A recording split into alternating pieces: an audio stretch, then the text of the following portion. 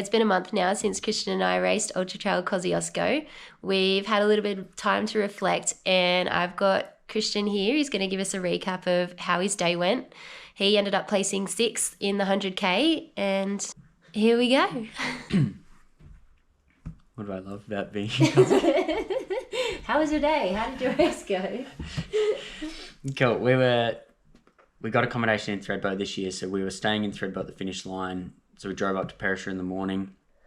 It was a really nice day compared to weather in the previous years, but it was super windy. So starting the race, I just wanted to start out really conservative, just try to pace it really well, which that worked pretty well.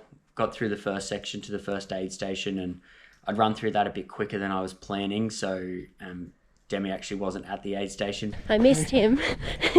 So I had to decide whether I was going to get aid station from there or just keep running. So I ended up just keeping on running. So one thing that always gets missed is like how hard the crews have to work crewing these crazy people that are doing 100Ks. Talk yourself up.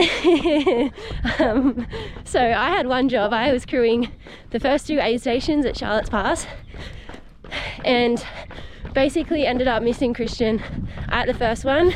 So the first point where he was going to pick up some more nutrition, and it was pretty important basically. From Charlotte's Pass up to the top of Kosciuszko, a guy, Jono, and I actually took turns on the front heading into the headwind, which was actually cool. It was like getting back to triathlon days where you're drafting behind someone, but we sort of worked together and got up through the strong headwind all the way up to the top of Kosci. And cruised down from Kosci into the second aid station, which Demi was there, so got my nutrition. I tried not to cram in what I'd missed. I just grabbed my nutrition that I would have normally grabbed at that point and then carried on down into Guthiga. And my parents and brother were crewing me, so mum, dad and brother were there, which was really good to see them. It's really good to have a crew who's crewed you before, so they know exactly what you need.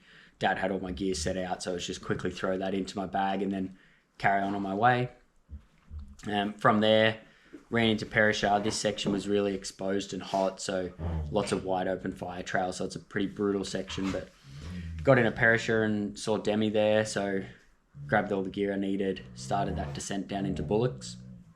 As we were going down into that descent into Bullocks, I noticed my knee starting to play up, so got a bit of a hip issue which causes my knee to play up a little bit sometimes, so I noticed that was going.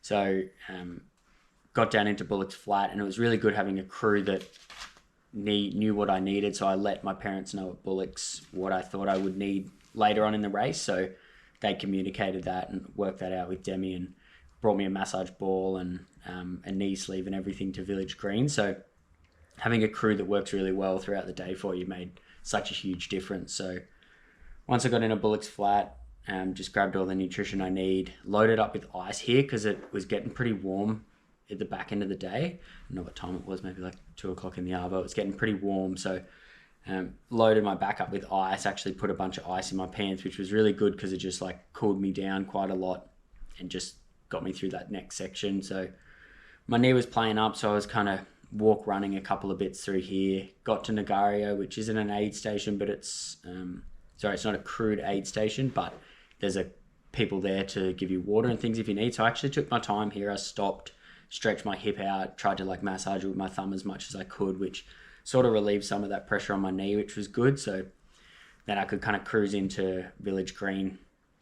Got to Village Green and I really wanted to just take my time here. So instead of just rushing through the aid stations, I thought take a bit of extra time, get on top of my knee and my hip issue, and then be able to actually run. So running into Village Green, met up with Demi and that, and my parents were there. So I actually sat down and sat on a massage ball, released my hip a bunch, poured heaps of icy water all over me, got the nutrition I wanted, actually put a little knee sleeve on, which made a world of difference. And then from there, I felt like I could actually run better than I had previously. So ran most of the way up to Dead Horse Gap.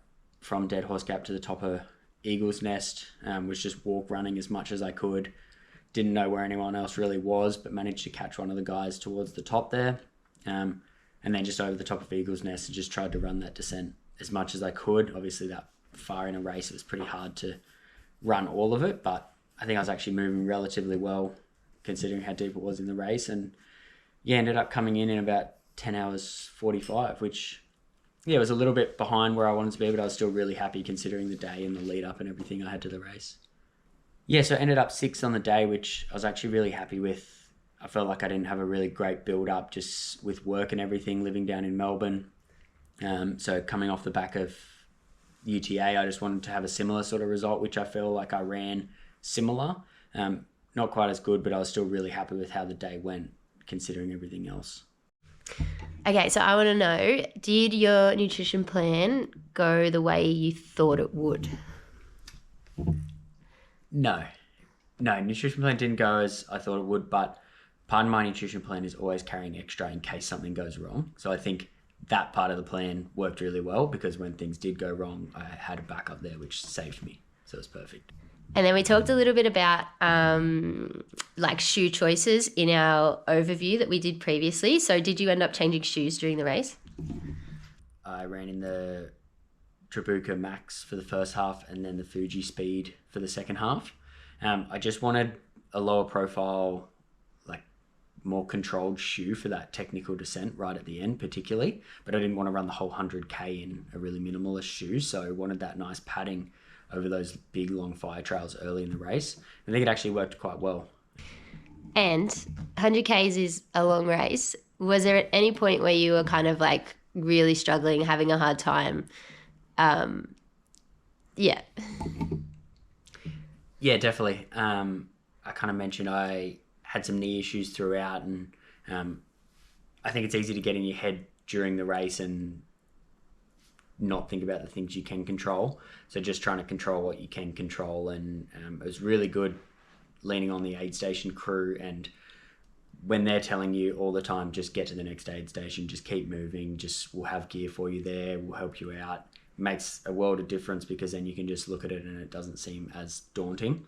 And it's really easy, like definitely around that 70k mark, I was sort of thinking, oh, I can't run with a sore knee for the next 30Ks, but taking time at the next aid stations and getting on top of that injury, doing something for it, made it really manageable and managed to get me through that sort of dark spot. But yeah, there was definitely spots where I was around that 70, 80k where I just was thinking, if this keeps up, I'm just walking for the next 20k. So it's so easy to get in your head and get really negative. So it's so important to have a crew who just gets behind you, knows what you need to hear, and sort of does everything to support you as well. And last one, what would be one thing that you learnt from this race that you'll take into your next 100k? I think the biggest thing is just kind of controlling what you can control and just making decisions and being okay with them. So particularly when I went through that first aid station and didn't have the aid I needed there, I could have made many different decisions, but I just made one, went, okay, this is what I'm doing, just carried on with it, didn't dwell on it, didn't think about it. 5 minutes after the aid station, I wasn't even thinking about it. I was just getting on with the day. So I think that was similar to the back end of the race when I was having my knee issues as well, that I just went, all right, I can't do anything about it. I'll just get to the aid station when I can, and then just sort of manage it when you can manage it. I think the mind frame I've really got in these races now is just making a decision and just rolling with it. There's no point sort of worrying about it later on in the day. But don't stress if you can't, because it doesn't help. That's it. Hopefully this video has given you some insight into what it's like to race 100k and how important it is to have like a good team and a good support network behind you. If you are thinking of racing Kosci, either the 50 or the 100k this year, go and check out my older videos. I do a course overview for both and talk about the elevation and look over the elevation chart.